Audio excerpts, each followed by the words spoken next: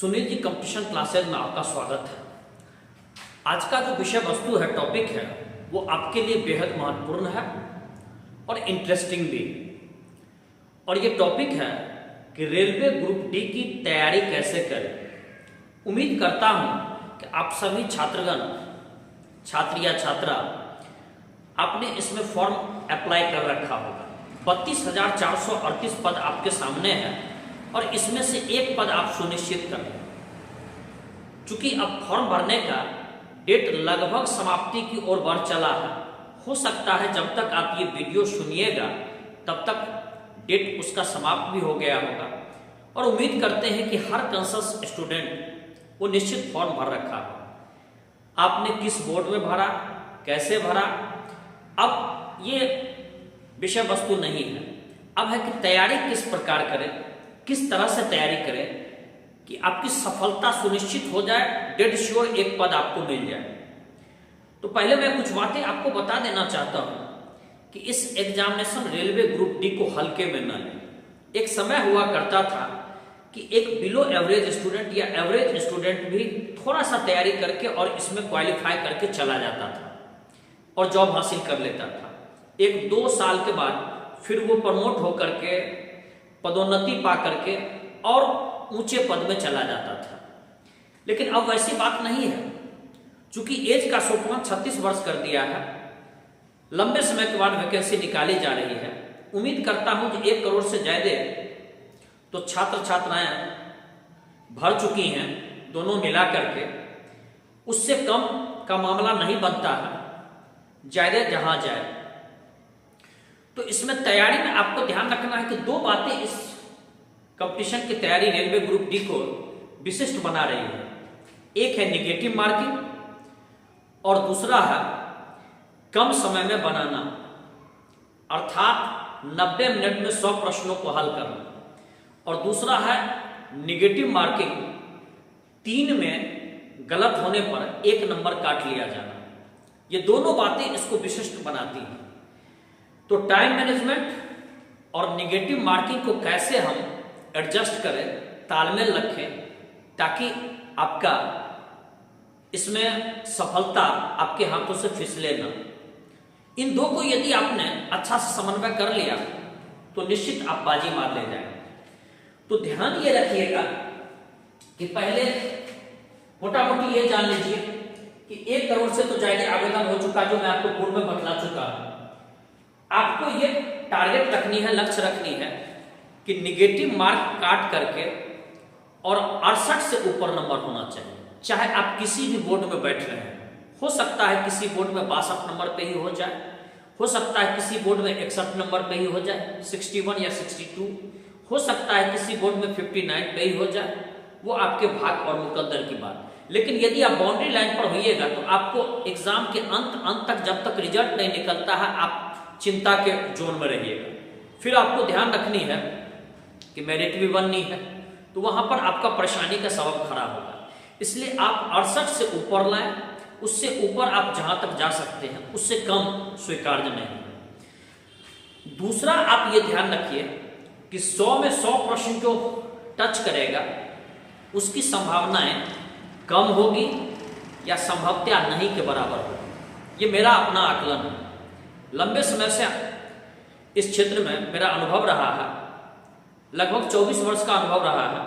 कई सारे छात्र क्वालिफाई भी किए हैं। लेकिन आप ये ना समझे कि मैं आपको किसी कोर्स को ज्वाइन करने के लिए कह रहा हूं। ये ना समझे कि मैं आपको अपने यहाँ ऑफलाइन कोचिंग ज्वाइन करने के लिए आपको बाध्य कर रहा हूं। नहीं, आप कैसे तैयारी करें नॉर्मल वे से, इसके बारे में मैं आपको बता रहा हूं। तो आप टारगेट ये रखें कि 90 क्वेश्चन आपको टच करनी है। जो 100 का 100 बनाएगा वो निगेटिव मार्किंग ज्यादा लाएगा, उसको ऋणात्मक अंक ज्यादा मिलेंगे, क्योंकि कुछ प्रश्न ऐसा होता है जो एबव लेवल का होता है और वहां पर जैसे निगेटिव मार्किंग होगा उसका नंबर घट जाएगा। इसलिए 90 का टारगेट लेके चले, 10 प्रश्न आपको छोड़ना है और वो 10 प्रश्न को आप चुनने में सतर्क रहिएगा। वो आप प्रैक्टिस करेंगे तो आपके लिए वो अच्छा होगा, उसको पहचानना। 90 में ऐसा आप लक्ष्य बना के रखें कि 80 के आसपास सही हो जाए। तो 80 के आसपास सही अर्थात आपको 80 अंक आए और 10 के आसपास आपका गलत, 1-2 आगे पीछे हो सकता है। तो 10 के आसपास गलत, अर्थात 3.33 नंबर आपके कटेंगे। तो 80 में 3.33 नंबर कटेंगे तो आपका पहुंच जाएगा 77 नंबर। तो फिर तो आप टॉपर्स के बीच रहिएगा, ना होने की कोई बात ही नहीं है, सफलता आपकी सुनिश्चित है। आपके रिजल्ट में लिखा रहेगा congratulation, you got success in this particular examination. तो खैर वो बात की चीज है। तो अब इसको लाना कैसे है? तो जैसा कि आप जानते हैं कि इसमें रीजनिंग 30 नंबर का होगा, 30 मार्क्स, साइंस ये 25 मार्क्स का होगा, जीके जीएस जिसको जनरल अवेयरनेस कहते हैं और करेंट इवेंट ये आपके 20 मार्क्स के होंगे, और फिर आपके मैथ ये भी 25 मार्क्स के होंगे। अब यहां पर आपकी चुनौतीपूर्ण कार्य ये है, जिस कार्य को यदि कर लें तो आपकी सफलता लगभग 100% आप गारंटेड हो जाएगी। आप कोशिश ये करें कि रीजनिंग और मैथ में एक भी गलत ना हो। रीजनिंग और मैथ, रीजनिंग आपका 30 क्वेश्चन और मैथ आपका 25 क्वेश्चन, कुल मिलाकर के बोले तो 55 क्वेश्चन। इस 55 क्वेश्चन में आपका मार्क्स 40 से 45 के बीच होना ही चाहिए, 45 से कम ना हो। कोशिश करें कि ऐसा आप तैयारी करें कि 55 बनाए और लगभग 50 के आसपास, ये उसमें छूटे ना, क्योंकि ये डेड श्योर पोर्शन है, इसमें छूटना नहीं चाहिए। कहां से कैसे किस बुक से करें ये मैं आपको बाद में बतलाने जा रहा हूं। तो पहली बात पुनः आपको कह दिया कि रीजनिंग और मैथ, इस पर इस तरह से आपको ध्यान देना है कि इसमें एक भी प्रॉब्लम छूटे ना, और जो बनाए 100% बनाए, 100% सही बनाए। रेलवे का रीजनिंग औसतन अन्य एग्जामिनेशन के अपेक्षाकृत, बैंक के अपेक्षाकृत आसान होता है, इसको आप आसानी से कर सकते हैं। मैथ का लेवल ये कह ले जो मॉडरेट लेवल होता है। इसके बाद अब आपका आता है कि यदि आपने उसमें 45 से 50 या 40 से 50 के बीच ले आया तो फिर मामला अब आपका अटकता है जीके जीएस, करंट अफेयर्स और साइंस का। आप कितनी भी तैयारी कर लेंगे, जीके जीएस में कुछ प्रश्न ऐसा होगा ही जो आपके तैयारी के रेंज से बाहर होगा, वो आपके लिए मिसफायर कर जाएगा, उसमें आप खतरा ना लेंगे। हाँ, जीके जीएस में एक बात है कि बहुत कम समय में या तो आपको आता होगा या आपको ना आता होगा। तो जीके जीएस और साइंस में आपका 8 से 10 प्रश्न हो सकता है, 12 प्रश्न वो आउट ऑफ रेंज हो, वहां आप रिस्क ना लें। और जिसमें आपका कम से कम 2 के बारे में कंफर्म हो जाए, या तो ये हो सकता है या ये हो सकता है, 2 तो होगा ही नहीं, तो वहीं पर आप वो जोखिम लें। और यदि उसमें आपने 45 के अलावे आपका जो साइंस है वो 25 नंबर का है और जीके जीएस 20 नंबर का है, उस 45 में यदि आप 23 से 30 नंबर के बीच ले आए, अर्थात कि 23 से 30 के बीच ले आए, तो फिर तो आपको रिजल्ट देखने की जरूरत नहीं है। अब आप दूसरे चरण के लिए तैयार होना शुरू कर दें और आपका स्थान सुनिश्चित है। अब इसमें तैयारी कैसे करें, किन किन बुक्स पर जोड़ दें? मैं आपको ये नहीं कह रहा हूं कि आप मेरे पास पढ़ने के लिए आए या फलाना ऐप ज्वाइन करें, चिलाना ऐप ज्वाइन करें, इस यूट्यूब को सुने, उस यूट्यूब वीडियो को सुने, ऐसा मैं कुछ भी नहीं कर रहा हूं। आप यदि बुक से पढ़ते हैं तो अपने स्पीड से पढ़िएगा, अपने आप रफ्तार से पढ़िएगा, ये आपके लिए फायदेमंद होगा। मैं तो कहूंगा जो मोबाइल से दूर रहे तो आपके और आपके लिए बेहतर होगा। तो इसमें ध्यान ये रखिए कि जीके जीएस के तहत यह है आपका 20 नंबर का एक पुस्तक जो सबके पास होता भी है, वो है ल्यूसेंट सामान्य ज्ञान। ल्यूसेंट सामान्य ज्ञान, और उसी में आपका साइंस का भी पोर्शन होगा। तो ल्यूसेंट सामान्य ज्ञान को अच्छा ढंग से पढ़ें, और उसमें जो विज्ञान होगा उसको आप थोड़ा और ज्यादा पढ़ें। एक ल्यूसेंट विज्ञान की पुस्तक ही अलग आती है, मैं आपको उसको नहीं करा, वो थोड़ी मोटी होती है। ल्यूसेंट में जो आपका साइंस का पोर्शन है उस पर थोड़ा विशेष ध्यान दें, लेकिन सिर्फ ल्यूसेंट के ही साइंस से काम नहीं चलेगा। ये तो जीके जीएस हो गया। करंट के लिए आप एग्जामिनेशन से चंद दिन पहले स्पीडी करंट ले लें। स्पीडी करंट में आप और उसको पूरी तरह से सरसरी निगाह से आप देख लें, या हो सके तो प्रतियोगिता दर्पण या सामान्य ज्ञान दर्पण का आप कंटिन्यूअस अंक लें और उसमें जो करंट इवेंट्स दिया रहता है उसको देखें, उसका आप अपना नोट्स बना लें। फिर इसके बाद आइए मैथ में आपका चैप्टर जो है वो ज्यादातर चैप्टर जनरल मैथ से आपका है, जिसको अरिथमेटिक भी कहते हैं। तो आप RS Agarwal 3 writer, RS Agarwal का आपका पुस्तक सिंगल राइटर भी होता है, डबल राइटर भी होता है, ट्रिपल राइटर भी होता है, और एक नवीन अंक गणित होती है। SSC में RS अग्रवाल से आपका काम नहीं चलेगा। SSC में आपको चाहिए और भी एडवांस मैथ पर आपका कमांड होना चाहिए, लेकिन यहाँ आप RS अग्रवाल 3 राइटर उसको यदि आप बनाते हैं तो आपका काम निकल जाएगा। मात्र 3 चैप्टर आपको एक्स्ट्रा आपको और पढ़ना है, वो है आपका एक ज्योमेट्री, इसके बाद अगला है त्रिकोणमिति, और एक है आपका स्टैटिस्टिक्स सांख्यिकी। इन तीनों को आप किसी भी 9th या 10th की किताब से, या हो सके तो आप अन्य किसी कंपटीशन की किताब से जहां से SSC की आपकी तैयारी होती है, ग्रेजुएशन लेवल या इंटर लेवल या MTS जहां तैयारी होती होगी, उस बुक से या जो उसका बुक होगा तो उससे आप कर सकते हैं। बेहतर हो जब आप 9th 10th के बुक से ही कर लें तो और अच्छा। तो आपका मैथ 100%, आप मैथ 25 में 25 इसको कर लें। चंद चैप्टर पर बहुत ज्यादा ध्यान दीजिएगा, जैसे लाभ हानि, प्रतिशत, अनुपात समानुपात, LCM SCM, इन सब पर बहुत ज्यादा आपको ध्यान देना है, क्योंकि इनसे आपका डायरेक्ट प्रश्न भी रहेगा।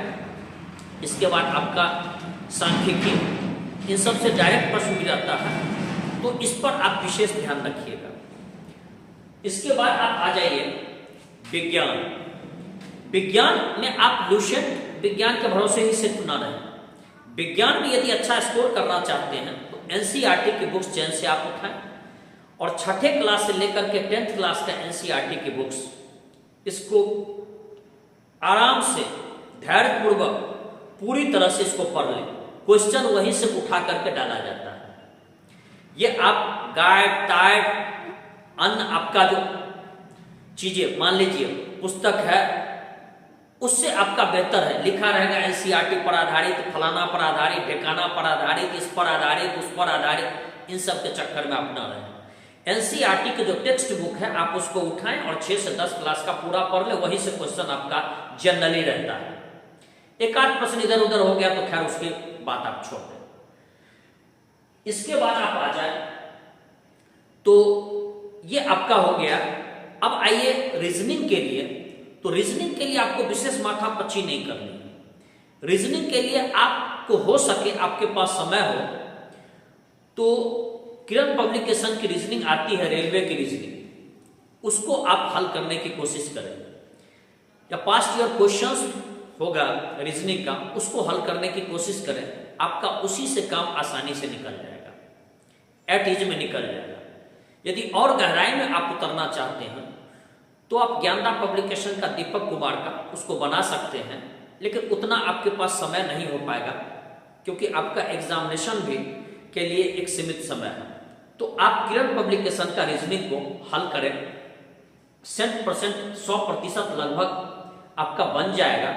सेम सवाल नहीं आएगा, सेम प्रॉब्लम नहीं आएगा, पैटर्न बिल्कुल आपका उसी तरह का ही रहेगा। इसके बाद अब बारी आती है कि प्रैक्टिस वर्कबुक या पास्ट ईयर क्वेश्चन ये कैसे करें। ये दोनों बहुत महत्वपूर्ण है। पास्ट ईयर क्वेश्चन आप रेलवे ग्रुप डी का ना लें, आप NTPC का लें। रेलवे NTPC या रेलवे का जो अपर लेवल का एग्जामिनेशन होता है उसके पास्ट ईयर क्वेश्चन को ऊपर से लेकर के नीचे तक हल करें। और आप रेलवे ग्रुप डी का पास्ट ईयर क्वेश्चन छोड़ दे, कोई चिंता की बात नहीं है, क्योंकि NTPC के ही क्वेश्चंस के पैटर्न को वो नकल करता है जनरली, तो आपके लिए सबसे अच्छा होगा। और प्रैक्टिस वर्कबुक भी जो बनावे वो NTPC का ही प्रैक्टिस वर्कबुक बनावे। रेलवे NTPC का प्रैक्टिस वर्कबुक आप हल करें। ग्रुप डी के लिए एग्जाम में ग्रुप डी का प्रैक्टिस वर्कबुक हल करना मेरे दृष्टिकोण से ये उतना फायदेमंद नहीं है जितना NTPC, क्योंकि उसी का अनुकरण रेलवे ग्रुप डी करता है, करने जा रहा है। अब फिर आता है कि आप प्रैक्टिस वर्कबुक बनाएंगे कैसे। एग्जाम तो होगा आपका कंप्यूटर पर, आप ऐप मत खेलें, आप पहले हार्ड कॉपी से बुक से बनावे।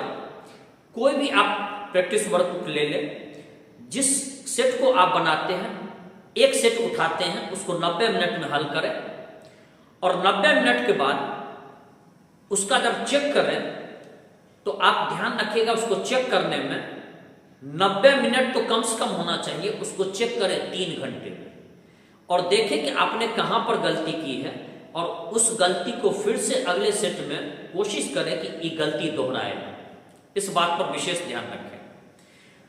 जिस प्रैक्टिस सेट में बनाए तो बेहतर हो तो पेंसिल से उसमें चिन्ह लगाए, और जिस सेट को बनाए, मान लीजिए आज आपने प्रैक्टिस सेट का चौथा सेट बनाया है, तो ठीक 30 दिन के बाद या 40 दिन के बाद फिर चौथा सेट को सेकंड राउंड बनाइए और देखिए कि आपने वो मिस्टेक जो पीछे कर रखा था वो नहीं होना चाहिए। इस तरह से आपका स्कोर धीरे धीरे बढ़ता चला जाएगा। ध्यान पुनः मैं आपको दिला देता हूं, 100 में 100 क्वेश्चन टच करने का प्रयास नहीं कीजिएगा। फिर आप ये ध्यान रखेंगे कि रीजनिंग और मैथ टोटल का टोटल सही बनाने का प्रयास करेंगे। जीके और जीएस साइंस का 10 क्वेश्चन आपका ऊपर का लेवल का रहेगा, उसमें खतरा मोल ना लेंगे। पास्ट ईयर क्वेश्चंस एनटीपीसी का बनावेंगे, प्रैक्टिस सेट एनटीपीसी का बनावेंगे। चाहे प्रकाशन आप बेहतर हो जो अच्छा प्रकाशन आप लें, मैं प्रकाशन का नाम नहीं बोल रहा हूं, और जिस पुस्तक का मैंने नाम कहा है आप उन पुस्तक का करें, और आप मोबाइल से दूर रहे तो अच्छा। आपका सफलता लगभग 100% ईमान करके चलिए कि ज्यादा से ज्यादा आपकी संभावना है कि आप निश्चित सफल होइएगा। 100% तो खैर कंपटीशन में कहना उचित नहीं है, क्योंकि ये जहां करोड़ों का कंपटीशन है और 32,438 ही पद हैं, तो इतने ही छात्रों का तो होना है, तो बाकी को तो नहीं होना है। लेकिन आपकी संभावनाएं महा प्रबलतम हो जाए। तो मैं सुनील जी आपको रेलवे ग्रुप डी की तैयारी कैसे करें इसका अभी पार्ट 1 बतलाया। बहुत जल्दी मैं इसके और भी पार्ट लेकर के आऊँगा। यदि आपको ये वीडियो पसंद आया तो आप लाइक करें और छात्रों में शेयर कर दें। लेकिन मैं आपको ये नहीं कह रहा हूँ कि आप मेरे YouTube को सब्सक्राइब कर लें, और ना ही मैं आपको ये कह रहा हूँ कि आप मेरे क्लास को ज्वाइन कर लें, और ना ही मैं आपको ये कह रहा हूँ कि मेरे ऐप को आप सब्सक्राइब कर लें या खरीद लें, या आप मेरे ऐप के कोर्स में इनरोल्ड हो जाए। आप ऐसा करें, आपकी सफलताएं सुनिश्चित है, और मेरी भी शुभकामनाएं आपके साथ है, और आपको ये जॉब प्राप्त हो, फिर आपके आगे का भविष्य और अच्छा हो, और फिर आप अपने आगे की तैयारी में ऊंचे स्तर की तैयारी में लग जाए और अपने बेरोजगारी को मिटा लें। जय हिंद, जय भारत।